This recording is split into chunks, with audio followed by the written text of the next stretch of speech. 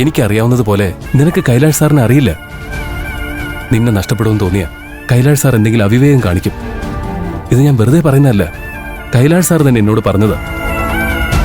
ഞാൻ പറയുന്ന നീ ഒന്ന് വിശ്വസിക്ക. സമയമാവുമ്പോ ഞാൻ തന്നെ കൈലാഷ് സാറിനോട് എല്ലാം പറഞ്ഞോളാം. പ്രിയൻചേട്ടന് കൈലാഷ് സാറിനോട് എന്തുമാത്രം കരുതലുണ്ടെന്ന് എനിക്ക് നന്നായിട്ട് അറിയാം. പ്രിയൻചേട്ടന് ഒരിക്കലും അദ്ദേഹത്തോട് സത്യം പറയാൻ പറ്റില്ല. ഇന്നാണെങ്കിലും അത് ഞാൻ തന്നെ ചെയ്യേണ്ടി വരും. അതങ്ങനെ തന്നെ ആയിക്കോട്ടെ. പാറു, പാറു.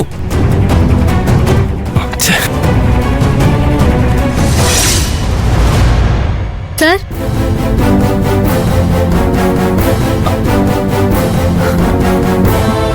ഞാൻ പാർവതിയെ കാണാൻ വരുമായിരുന്നു.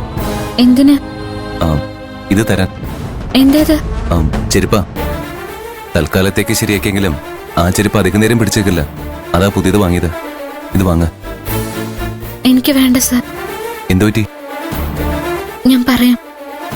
അതിനെക്കുറിച്ച് സംസാരിക്കാൻ വേണ്ടി തന്നെയാ ഞാൻ സാറിനെ അന്വേഷിച്ചു വന്നത്. സാറിന്റെ കാര്യത്തില് ഒരുപാട് കരുതൽ കാണിക്കുന്നുണ്ടെന്ന് എനിക്കറിയാം. സാർ എല്ലാ തൊഴിലാളികളോടും സ്നേഹത്തോടെയാണ് പെരുമാറുന്നത്. അതുപോലെ തന്നെ ആയിരിക്കും എന്നെയും കാണുന്നെന്ന് ഞാൻ കരുതിയിരുന്നത്. പക്ഷെ സാർ എന്നെ കാണുന്നത് വേറൊരു തൊഴിലാളിയായിട്ടല്ലെന്ന് എനിക്ക് മനസ്സിലായി. ഇത് പാർവതിയോട് പറയാൻ എത്രമാത്രം ഞാൻ ആഗ്രഹിച്ചിരുന്നു എന്നറിയോ? പലതവണ ഞാൻ ശ്രമിച്ചതുവാ. പക്ഷേ എപ്പോഴും എന്തെങ്കിലും തടസ്സങ്ങൾ വരും. എന്നെ കൊണ്ട് ഇത് സാധിക്കില്ലെന്ന് ദൈവത്തിന് തോന്നിയതുകൊണ്ടായിരിക്കാം ഇത് പാർവതിയെ കൊണ്ട് തന്നെ എന്നോട് പറയിച്ചത്.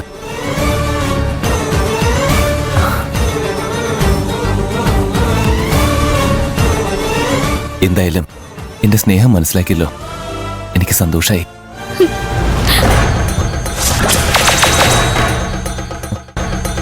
സാറിനെ വല്ലാതെ തെറ്റിദ്ധരിച്ചേക്ക്. സാറിന് എന്നോട് ഇങ്ങനെ ഇഷ്ടമുണ്ടെന്ന് അറിഞ്ഞപ്പോ ഞാൻ വിഷമിക്കുക ചെയ്തത്. പാർവതി എന്താ പറഞ്ഞു വരുന്നത്? പാർവതിക്ക് എന്നെ ഇഷ്ടമല്ലെന്നാണോ? സാർ ഉദ്ദേശിക്കുന്നൊരിഷ്ടം എനിക്കില്ല. എന്റെ മനസ്സിൽ സാറിനുള്ള സ്ഥാനം ദൈവങ്ങളുടെ കൂടെയാ. എനിക്ക് സാറിന് ഒരുപാട് ബഹുമാന. ഞാൻ സാറിനോട് അങ്ങനെ പെരുമാറിയപ്പോ സാറിനത് പ്രണയമായിട്ട് തോന്നിക്കാണും.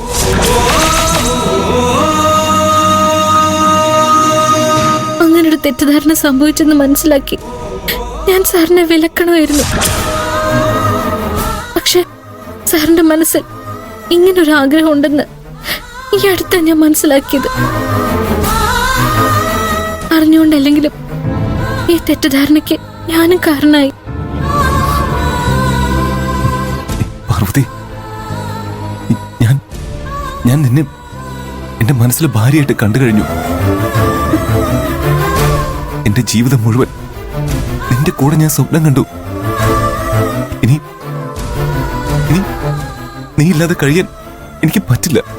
സാർ, ഇങ്ങനൊന്നും പറയരുത്. എനിക്ക് സാറിനെ അങ്ങനെ കാണാൻ കഴിയില്ല. എന്തുകൊണ്ട്? ഏതൊരു പെൺകുട്ടിയും അവള് ബഹുമാനിക്കുന്ന ഒരാളെ ഭർത്താവായി കിട്ടണമെന്നല്ല ആഗ്രഹിക്കുക. എന്നെ നീ ബഹുമാനിക്കുന്നുണ്ടെന്ന് ഇപ്പൊ പറഞ്ഞല്ലേ ഉള്ളൂ. എന്റെ മനസ്സിൽ ഭർത്താവിന്റെ സ്ഥാനത്ത് ഞാൻ മറ്റൊരാളെ കണ്ടുപോയി. ആ ഗന്ധർവനായിരിക്കും. അതെ. ഇത്രയ്ക്ക് അനുഭവിച്ചിട്ടും നീ പാഠം പഠിച്ചില്ലല്ലേ? ആ ഫ്രോഡിനെയാണോ നീ ഭർത്താവാക്കാൻ പോകുന്നത്? അദ്ദേഹത്തെ അപമാനിക്കരുത് സാർ.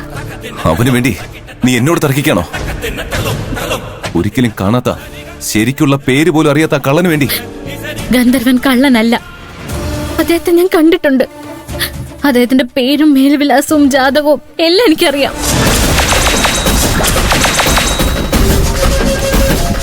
സത്യമാണോ നീ പറയുന്നത്? അതെ. എന്നാ പറ, ആരാ നിന്റെ ഗന്ധർവൻ? പ്രിയൻചേട്ടൻ. പ്രിയനോ? അതെ. ഗന്ധർവനായിട്ട് എന്നെ ഇത്രയും നാള് സംരക്ഷിച്ചതും സ്നേഹിച്ചതും അദ്ദേഹമാണ്. ഞങ്ങൾക്ക് പരസ്പരം ഇഷ്ടമാണ് സർ. എന്നാലും അവനെങ്ങനെ എന്നോട് അവന് എങ്ങനെ ഇങ്ങനെ ചെയ്യാൻ തോന്നി? സർ, ദയവ് ചെയ്ത് ദേഷ്യപ്പെടരുത്.